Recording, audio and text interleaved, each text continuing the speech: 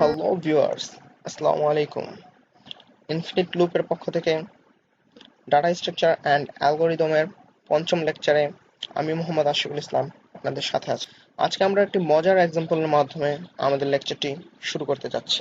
আমাদের ক্লাসে যারা ক্লাস রিপ্রেজেন্টেটিভ সিআর আছে, তাদের সাধারণত স্টুডেন্টদের ডাটা স্টোর করে রাখতে হয়। সাপোজ আমরা 40 থেকে 50 জন স্টুডেন্টের ডাটা স্টোর করে রাখবো, এবং এই কাজটি করার জন্য যে বিষয়টি আমাদের সবচেয়ে বেশি প্রয়োজন হয় সে বিষয়টি আজকে আমাদের আলোচ্য বিষয়। সো চলুন দেরি না করে শুরু করা যাক। Custom data type. আমরা সাধারণত প্রিমিটিভ ডাটা টাইপ নিয়ে জানি। আমরা আমাদের প্রোগ্রামে এবং সি ল্যাঙ্গুয়েজে প্রিমিটিভ ডাটা টাইপ ইউজ করেছি। প্রিমিটিভ ডাটা টাইপগুলো হলো int, float, boolean, character, etcetera. আজকে আমরা জানবো কাস্টম ডাটা টাইপ সম্পর্কে। কাস্টম ডাটা টাইপ হলো যে ডাটা টাইপ আমাদের প্রয়োজনে আমরা নিজেরা তৈরি করব। আমাদের প্রোগ্রামকে আরো ইজি করার জন্য এবং আমাদের প্রোগ্রামের কমপ্লেক্সিটি আরো কমানোর জন্য আমরা প্রোগ্রামে কাস্টম ডাটা টাইপ ইউজ করব। সো চলুন কাস্টম ডাটা টাইপ জিনিসটা কি সে সম্পর্কে জানি। কাস্টম ডাটা টাইপ হলো আমাদের নিজেদের তৈরি ডাটা টাইপ। এখানে আমরা যেমন প্রিমিটিভ ডাটা টাইপে একটা ডাটা তৈরি করে সেই ডাটা অনুযায়ী কাজ করতে হয়েছে, এখানে আমরা অনেকগুলো ডাটা টাইপ তৈরি করতে পারবো এবং সবগুলো ডাটা টাইপকে একটা কাস্টম একটা নির্দিষ্ট ডাটার মাধ্যমে আমরা তা কল করতে পারবো, আমরা তা প্রোগ্রামে ব্যবহার করতে পারবো। সো চলুন শুরু করা যাক। Types of custom data type. Custom data টাইপকে 5 ভাগে ভাগ করা যায়। 1. Structure, 2nd. Bit field, 3rd. Union, 4th. enumeration, and 5th. type def. আজকে আমাদের আলোচ্য বিষয় স্ট্রাকচার। প্রোগ্রাম চলার সময় প্রোগ্রামের সব ডাটাই মেমোরিতে থাকে। অন্যান্য হাই লেভেল ল্যাঙ্গুয়েজের মতো সিতেও ডাটা নিয়ে কাজ করার জন্য ভেরিয়েবল ব্যবহার করা হয়। আমরা আরও জানি যে আমাদের যদি একই কাজ একই ডাটা টাইপের অনেকগুলো ভেরিয়েবল প্রয়োজন হয়, তাহলে আমরা অ্যারে ব্যবহার করে প্রোগ্রামের জটিলতা কমাতে পারি। কিন্তু আমরা একটি স্ট্রাকচার তৈরির মাধ্যমে বিভিন্ন ডাটা টাইপকে একত্রিত করে আমরা একটি কাস্টম ডাটা টাইপ তৈরি করতে পারি এবং এর মাধ্যমে আমরা প্রোগ্রামের জটিলতা আরো কমিয়ে আনতে পারি। অ্যান্ড এই জটিলতাটা কমানো হয় স্ট্রাকচারের মাধ্যমে। স্ট্রাকচার এক প্রকারের কাস্টম ডাটা টাইপ। আর আমাদের এও জানা উচিত যে ডাটা স্ট্রাকচার আর স্ট্রাকচার জিনিসটা এক না। ডাটা স্ট্রাকচারে স্ট্রাকচার ব্যবহার করা হয়। স্ট্রাকচার এক প্রকার কাস্টম ডাটা টাইপ। স্ট্রাকচারে ভেরিয়েবল ডিক্লারেশন। প্রথমে ভেরিয়েবল ডিক্লারেশনের জন্য আমরা স্ট্রাক্ট স্টুডেন্ট লিখেছি এবং সাথে একটি ভেরিয়েবলের নাম দিয়েছি রহিম। এখানে স্ট্রাক্ট স্টুডেন্ট হলো ডাটা টাইপ এন্ড রহিম হলো ভেরিয়েবল। সাধারণত স্ট্রাকচারে এইভাবে ভেরিয়েবল ডিক্লেয়ার করা হয়। যখন আমরা অ্যারে ডিক্লারেশন করব, তখন অ্যারে ডিক্লারেশনের ক্ষেত্রে স্ট্রাক্ট স্টুডেন্ট হচ্ছে ডাটা টাইপ এবং রহিম, এখানে আমরা থার্ড ব্র্যাকেটের মাধ্যমে 100 দিয়েছি। এখানে এর মাধ্যমে বোঝানো হয়েছে 100 এর মাধ্যমে বোঝানো হয়েছে অ্যারে ভেরিয়েবল ডিক্লেয়ার করা হয়েছে, অ্যারে ডিক্লারেশন। এন্ড যখন আমরা পয়েন্টার ডিক্লারেশন করব, তখন স্ট্রাক্ট স্টুডেন্ট এটা হচ্ছে data type and Rahim that's variable. And star এর মাধ্যমে, স্টার চিহ্নের মাধ্যমে পয়েন্টার নির্দেশ করা হয়। আমরা যখন লিংক লিস্ট নিয়ে আলোচনা করব, তখন আমরা পয়েন্টার নিয়ে আরো বিস্তারিত জানব। আর ইতিমধ্যে আমরা আমাদের আগের লেকচারে পয়েন্টার সম্পর্কে জেনে এসেছি। চলুন স্ট্রাকচার নিয়ে কিছু কোড দেখে নেওয়া যাক। এখানে স্টুডেন্ট নামের স্ট্রাকচার গঠন করা হয়েছে। স্ট্রাক্ট জিনিসটা কি? স্ট্রাক্ট হলো একটা কিওয়ার্ড, যার মাধ্যমে কম্পাইলারকে জানিয়ে দেওয়া হয় যে প্রোগ্রামে একটা স্ট্রাকচার তথা কাস্টম ডাটা টাইপ ডিক্লেয়ার করা হবে। এখানে স্টুডেন্ট নামের স্ট্রাকচার গঠন করা হয়েছে। অনেকগুলো প্রিমিটিভ ডাটা টাইপ নিয়ে স্ট্রাকচার গঠন করা হয়। এখানে ক্যারেক্টার নেম 24 সাইজের অ্যারে ডিক্লেয়ার করা হয়েছে, ইন্ট আইডি ডিক্লেয়ার করা হয়েছে, ক্যারেক্টার ডিপার্টমেন্ট আন্ডারস্কোর নেম 10 সাইজের অ্যারে ডিক্লেয়ার করা হয়েছে, ফ্লোট সিজিপিএ ডিক্লেয়ার করা হয়েছে। স্ট্রাকচার ডিক্লেয়ার করার সময় বন্ধনীর শেষে সেমিকোলন ব্যবহার করতে হয়, অর্থাৎ সম্পূর্ণ স্ট্রাকচারই একটা স্টেটমেন্ট হিসেবে ব্যবহৃত হয়। ভ্যারিয়েবল ডিক্লেয়ার, আমরা স্ট্রাকচারে অনেকভাবে ভ্যারিয়েবল ডিক্লেয়ার করতে পারি।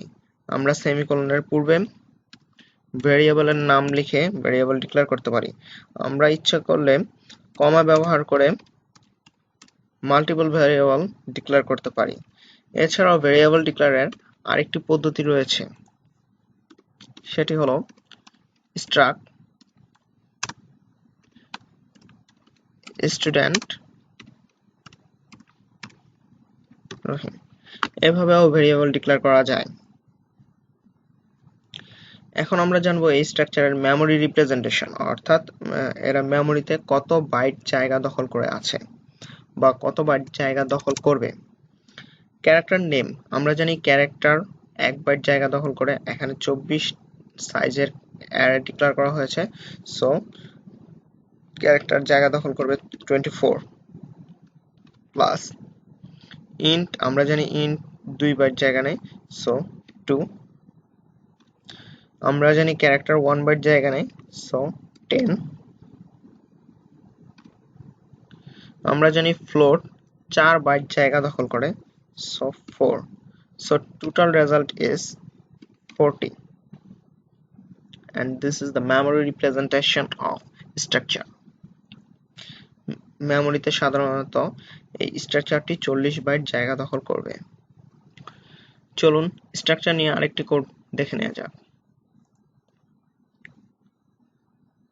মেম্বার অপারেটর, এখন আমরা যে কোডটি নিয়ে আলোচনা করব সেখানে আমরা স্ট্রাকচারের মেম্বার অপারেটর নিয়ে আলোচনা করেছি। এখানে গতানুগতিকভাবে স্ট্রাকচার গঠন করা হয়েছে এবং স্ট্রাকচারে আমরা ভেরিয়েবল ডিক্লেয়ার করেছি বার্থ আন্ডারস্কোর ডেথ নামে। সো আমরা birth underscore date dot day is equal to 2 assign করেছি এবং birth underscore date dot month is equal to 7 assign করেছি এবং birth underscore date dot year is equal to 1996 assign করেছি। চলুন structure নিয়ে আরেকটি কোড দেখে নেওয়া যাক।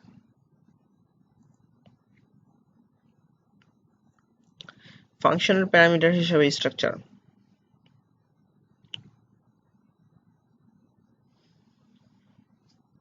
এখানে আমরা প্রথমেই দেখতে পাচ্ছি হ্যাশ লিখে ইনক্লুড stdio.h লেখা। এই জিনিসগুলো আসলে কি? এই জিনিসগুলো হলো হেডার ফাইল। সাধারণত সি প্রোগ্রামে হেডার ফাইল অ্যাড করা হয়। এই হেডার ফাইলগুলোতে বলে দেয়া হয় প্রোগ্রামের ভিতরে কি ঘটবে না ঘটবে তার যাবতীয় সকল তথ্য এই হেডার ফাইলের ভিতরে থাকে এবং এই হেডার ফাইল থেকে আমরা তথ্য নিয়ে প্রোগ্রামে ব্যবহার করে থাকি। আমরা এখানে প্রথমেই void b_date নামে একটি ফাংশন ডিক্লেয়ার করেছি এবং integer x, integer y, integer z নামে 3টি প্যারামিটার পাস করেছি এবং printf এর মাধ্যমে আমরা ডেট মান্থ ইয়ার এর ফরম্যাটটি লিখেছি, প্রিন্ট করেছি। এখন মেইন ফাংশন, আমরা মেইন ফাংশনে একটি স্ট্রাকচার গঠন করেছি এবং স্ট্রাকচারের ভেরিয়েবল ডিক্লেয়ার করেছি বার্থ আন্ডারস্কোর ডেট নামে। সো আমরা একটু আগে আমরা মেম্বার অপারেটর দেখিয়েছি। সো এখানে আমরা মেম্বার অপারেটর এর মাধ্যমে আমরা ভ্যালু অ্যাসাইন করেছি। তারপর আমরা বার্থ আন্ডারস্কোর ডেট ফাংশনটি এখানে কল করে দিয়েছি এবং রিটার্ন 100। তো রিটার্ন 100 নিয়ে আমি কিছু কথা বলতে চাই। সাধারণত আমরা প্রোগ্রামে রিটার্ন 0 দেখি, তো সবাই মনে করতে পারে যে অল টাইম রিটার্ন 0 প্রোগ্রামে লেখা হয়। আসলে তা ঠিক না। আমরা চাইলে এখানে রিটার্ন যে কোনো কিছুই রিটার্ন করতে পারি। রিটার্ন 100 বা রিটার্ন 0 এর মাধ্যমে বোঝায় যে আপনার প্রোগ্রামটি যখন কমপ্লিট হয়েছে বা আপনার প্রোগ্রামটির যখন রেজাল্ট শো করবে তখন এর মাধ্যমে বোঝা যাবে যে আপনার প্রোগ্রামটি সঠিক হয়েছে কি হয়নি, কত টাইম লেগেছে তা সহ এই ভ্যালুটি আপনি যত ভ্যালু দিবেন তার রিটার্ন করবে। তার জন্য এখানে আপনারা চাইলে যা কিছু খুশি তাই দিতে পারেন, তাই আপনাদের প্রোগ্রামে। চলুন স্ট্রাকচার নিয়ে আরেকটি প্রোগ্রাম দেখে নেওয়া যাক। এখানে আমরা প্রথমেই দুটি হেডার ফাইল ডিক্লেয়ার করেছি, তারপর আমরা একটি স্ট্রাকচার গঠন করেছি, এরপর স্ট্রাকচার দুটির ভেরিয়েবল ডিক্লেয়ার করেছি s1 এবং s2 নামে। তারপর মেইন ফাংশনের মধ্যে str copy s1.name is equal to Tarek লিখেছি এবং s1.id is equal to 953 দিয়েছি, এবং আবারও str copy s1.department is equal to csc দিয়েছি, এবং সর্বশেষে এই ভ্যালুগুলো আমরা প্রিন্ট করে দিয়েছি এবং রিটার্ন করেছি -100। চলুন প্রোগ্রামটি রান করে দেখা যাক। সো দেখতেই পাচ্ছেন আউটপুট তারেক 953 csc। স্ট্রাকচার নিয়ে কিছু গুরুত্বপূর্ণ কথা। আমরা চাইলে স্ট্রাকচারকে প্রোগ্রামের শুরুতে ডিক্লেয়ার করতে পারি অথবা মেইন ফাংশনের ভিতরে ডিক্লেয়ার করতে পারি। যদি স্ট্রাকচারকে মেইন ফাংশনের বাইরে ডিক্লেয়ার করা হয় তাহলে ওই স্ট্রাকচারকে গ্লোবাল স্ট্রাকচার বলে, যেমন এই স্ট্রাকচারটি একটি গ্লোবাল স্ট্রাকচার। আর যদি কোনো স্ট্রাকচার প্রোগ্রামের ভিতরে ডিক্লেয়ার করা হয় তাহলে তা গ্লোবাল স্ট্রাকচার নয়, যেমন এই স্ট্রাকচারটি গ্লোবাল স্ট্রাকচার নয়। যে স্ট্রাকচার প্রোগ্রামের বাইরে ডিক্লেয়ার করা হবে তা গ্লোবাল স্ট্রাকচার, এবং গ্লোবাল স্ট্রাকচার আমরা প্রোগ্রামের যে কোনো জায়গায় ইউজ করতে পারবো। সো এটা একটা extra benefit.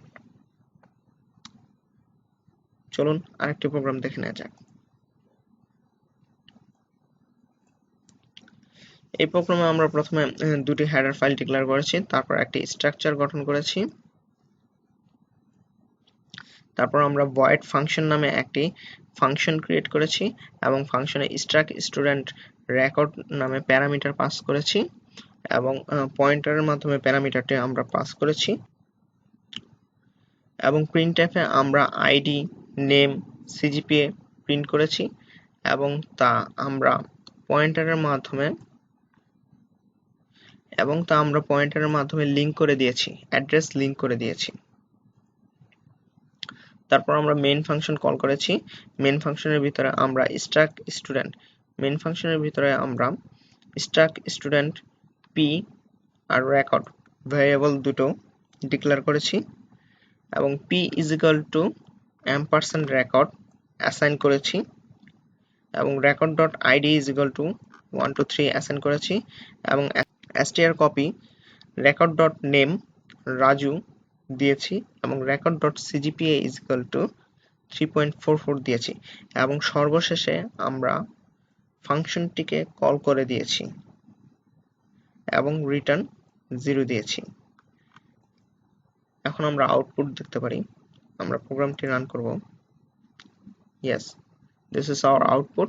ID 123, name Raju এবং CGPA 3.44 এবং return 0। So thank you very much আমাদের সাথে থাকার জন্য। যদি কারো বুঝতে কোনো প্রবলেম হয় তাহলে আমাদের ভিডিওর নিচে কমেন্ট করবেন, and if you can join with us in our FB group and FB fan page, please like, share and subscribe our channel. Thank you very much.